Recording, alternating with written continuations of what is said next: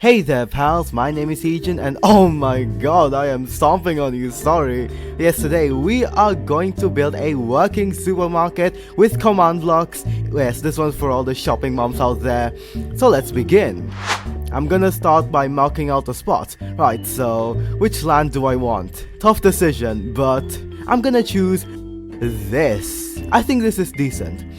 So now, I'm gonna make a supermarket program on top of all pristine eyebrows. Okay, let's build this. So I've built the supermarket. It took a while, and sorry I didn't show the process. This is a command block video, not a building one. Regardless, it's time to tour this thing. Welcome to Ruby's supermarket. Over here will be a contraption where you can claim a shopping cart. Timestamps for that and others in the description. Anyways, this is the staff room. It won't be working on this, oops. But yeah, this is only an aesthetics based room. But it has this spore blossom that spreads particles everywhere. Next is this box. And next is this space, which I don't know what to put. I'm thinking of packages, and they all cost like 10 diamonds. Might change, who knows. Anyways, we have a fish area. As you can see, there's some lovely fish in this aquarium, and currently no fish in stock. But moving on, we have the general shopping shelves, or whatever they're called. But as you can see, we have 3 units, each with 20 boxes, meaning this alone sells 60 boxes. Now we're at the cashier. It's a simple build, but the redstone it will be mega complex, so can't wait. But yes, this is the queue. And continuing on, we have the cooling fridge areas. In real life, these sell like milk and juice and some liquids, but so I think we'll sell potions here. Next up is the diner, which has a drastic style change. This diner will sell food and stuff, and it has its own payment, so you have to pay at the diner. But yeah, I think the diner needs to feel moodier, cozier, and closed, so I'll work on that later. Lastly, there's a spore blossom there, and this waterfall design. Next up we have 2 things. A subway here, like the diner, you'll pay over here. And we also have the bathrooms, which are eerily close to the subway. Next we have this space. Don't know what to do here. Probably sell music discs and have like a band play them randomly. Next we have an upstairs that has the flora shop. This will sell all kinds of green luscious plants, and we'll decorate this later. Then we have the staff area, with at least up to an electric box, as well as out to the import area. This is where stocks can be brought from non-existent factories to here. Last but not least, out here, we have an axolotl area which we might sell. Not sure though. So anyways, that is it for our first supermarket tour. Tune in until the end for the next, and now it's time for redstone. And ironically, the music stops when the section ends. Okay, go! So the first contraption is the door, obviously. We don't want any creepers coming in, although this is in peaceful mode. We're gonna start by building the door. You can use any blocks you want. I'm using quartz because it fits with my style. Next up, you can dig a hole, place an armor stand, tack the armor stand, place the first command block. Now I need to save the door and flip-flop the signal. So now I can make the closing mechanism, and the door is complete. As you can see, it works great. It's super simple. You can make it in a minute or 2. Try it. Next up is the shopping cart claiming system. So let's get to work. Make sure your box is eco-friendly for marketing purposes. Give me some coordinates, makeshift shopping carts, and make this contraption which automatically refills the dropper. I think it's done, so I'll cover it. That was a mistake. Wait, where's the refiller? Oh no, I have to fix this. Where's the contraption? Found it. Let's quickly fix this. Okay, I got it working. The dropper is all fixed, so now if you press this button, a shopping box will hover like that, and you can claim it. Don't worry, you can claim it without jumping on the trolleys. Next up is the bathrooms. Don't worry, it's not awkward if it's not open yet. So let's fill up this bathroom. I finished the bathroom contraption. If you look inside, we can see our little toilet. The first feature is the door, but as you can see, there's a sign that indicates a locked door. So as you can see, the door is locked, which I'll demonstrate like this and this. Doors aside, bathrooms are about the toilet experience. The toilet has several features. First is this sign. It points to this glowy toilet paper. As you can see, I have no toilet paper, but if I jump, the paper will appear on my head. So basically, I bump my head on the roll so hard some papers stick to my head. Next, if I go over and dye this, I don't know why I choose brown, let's do a simulated scenario. The toilet is now brown and dirty. Well, you can simply flush and we should get a sound. Something's wrong, isn't it?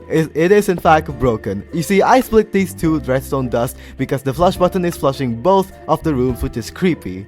But that messed with the sound effects. Now I have to strikingly fit a new redstone line. After 20 minutes I did it. So let's color the water again, and now if you flush, it will clean the toilet and create a flushing sound to enjoy too. It also works for the other one. So you know I'm not being lazy.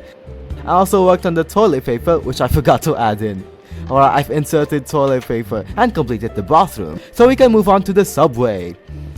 I've been in this for a while, scratching my head, and honestly this subway is too small to let me do anything. So I'm gonna have to go. The subway has been replaced with a lovely ender theme shop. But now let's move on to the nature shop. We're gonna stock this shop and soon add some decoration. The nature section has been stocked, so as you can see, you have 7 chocolate boxes, wall plants, flowers, bushes, lush caves, saplings, farmables, and nether plants. As for the things that doesn't stock in stacks of 64, I'll work that out later. But for now we're going to the diner. I want this to be a closed, different environment, so I'll have this going to a cashier system where you can pay with cash and credit star. Anyways, I've redesigned the diner. Soon I could add more decor, a door, and lighting improvement. For now, let's do the redstone. First of all, this book lets you order. I've made 12 orders for the diner. The page you flip to will be detected by this comparator. The signal goes into this red coder machine. So after the signal is red coded, you can press this. Oh, I have no credit star. Anyways, this works by testing the button. So if it's pressed, this command will deactivate, which will activate this torch, which divides the signal to 2 lines. So only one of them will activate, depending on whether you have a credit star or not. So now that I've inserted my star, it should let me order stuff. Okay, I'ma order the magic disappearing fruit. Nothing wrong with running away from my problems, but the fruit should be here. Hold on, let me order something else. I mean, it works. Maybe I just forgot to load the chorus fruit. Anyways, once you order something... No, my forehead is clearly my crisps. Yes, diamonds will be placed in this dropper as placeholder for your bill. Now, once you ordered all you want, you can press the order button twice to pay and receive the food. It's best to turn to the last page so you don't order something twice. Currently, I haven't finished the payment system yet, but this is how it works. If you press the button, these redstone torches deactivate one by one, but when it reaches the last one, the first torch turns on. So pressing it twice deactivates the first torch, meaning all the torches deactivate, activating the system. So now for the orders, this works by tagging the player with the order, which loads 2 structures, the food and the cost, and then it removes the tag. And alright, lastly we're gonna check out the texturing on this pathway. Kidding, this cool diamond here is the bank account. I wish bank accounts look this cool, but what it does is, these droppers are inputs for your money, and a payment placeholder. This hopper clock activates both droppers, but it only does it when both droppers aren't empty.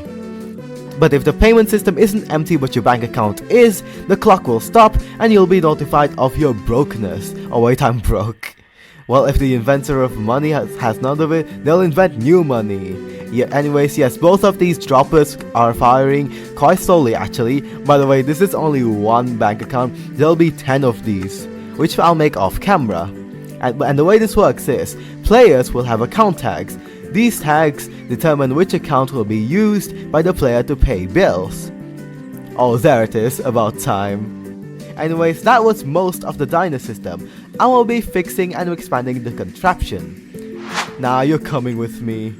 So this explanation has one hole, but yes, I didn't tell you how the cost value goes into your account. Basically, ordering stuff places the amount you have to pay to a dropper, which automatically drops the items once you started paying. A system teleports the items to the bank account based on the player paying. Once that happens, the bank account will do the rest, and the diner system can finally discard you, and other people can order their own meal. The final thing to do is this. I need to make a stew randomizer, so let's get cracking. Alright, this is the system. So how this works is, this hopper clock dispenses a random suspicious stew. The structure block will save the stew, and when someone is ordered, the randomized stew will be loaded to the cart. Now, that was confusing. So let's get a quick run through of the entire thing. Firstly, use the book to pick an order. Stand on the red terracotta to start ordering. The order will be detected by the red coder machine. Press the button and the order will be placed to a dropper that will release all the orders you made at once when done. I'm only releasing it early to demonstrate. That suspicious 2-stick system took 40 minutes to fix, by the way. Yes, if you press this button twice, the orders will spew at once, and your bank account will pay for you. And that's really it. I'm gonna make the rest of the bank accounts, and that shall be it. Well, I'm hollow. No wonder I always feel empty inside. The bank accounts are finished. Now I control the economy. So the last thing to do here is teleport the cost to the account. And with this block placed, the dining system is done. This took about 18 hours, but now I can roll the title. Yeah, that was confusing. So let's create a more light-hearted, rain-friendly feature. And that feature is this corner. Man, what a delicate corner. Look at those edges and turns. Yes, I said it in the first tour. I want this to be a music disc area. So let's get this done.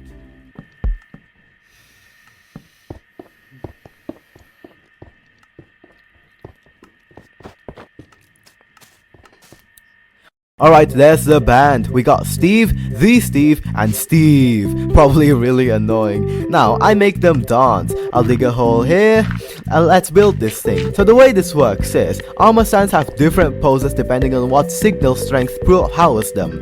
There's a circuit called a pulse extender, where the signal slowly trickles down. This version makes it so when the signal reaches 0, it goes back to 15. And as you can see, it works. This guy is slightly delayed though, hence the name. So the dance band is done. Now let's play some disc. This is a randomized disc player. It's honestly really easy. When a music disc is played in a jukebox, it outputs a redstone signal. I'll use the signal to power 2 droppers, which will transport music disc to the jukebox. Once this disc is done playing, a hopper under the box will extract it. Music discs are in. Let's test it. Yep, I think this is working perfectly. Alright, the song's ending. This is taking a while. That ticking's driving me nuts. Oh, it's over. Okay, will a disc play after this? Yes, this actually works. Now with that done, let's tell how this so people can enjoy music. Well, I enjoy the cash. Barrel 1 done. Same with barrel 2. And now we can add some decorations like this microphone and some of this. And the music shop is done. Moving swiftly on, we have the ATM. Oh god, there's the bathroom redstone. Well, I have no choice but to move out. I found real estate. This was originally a food stand, but unfortunately, this humble business must be replaced with money. The Ender shop has swiftly taken care of. Now, the first part of this ATM is the credit star submission, and we will use a minecart hopper for multiple reasons. 1. We can use the command blocks to detect if a minecart has a certain item. 2. We will kill the minecart and the items in it drop. 3. It's dynamic. Plot twist dynamic, this is actually an issue as it keeps derailing the cart. Get back to your spot. Is your fix now? Let's begin. First we attack the minecart, then I need to run redstone for this button. But how do I hide redstone? Out of order. That should be a functional facade. Okay, I've done all the redstone, let's showcase. To start, let's press this button. Credit star needed. That should do it. Now we'll just press it again, and the star is inserted. Next you flick the lever. You then flick the lever to determine how many diamonds get sent to your account.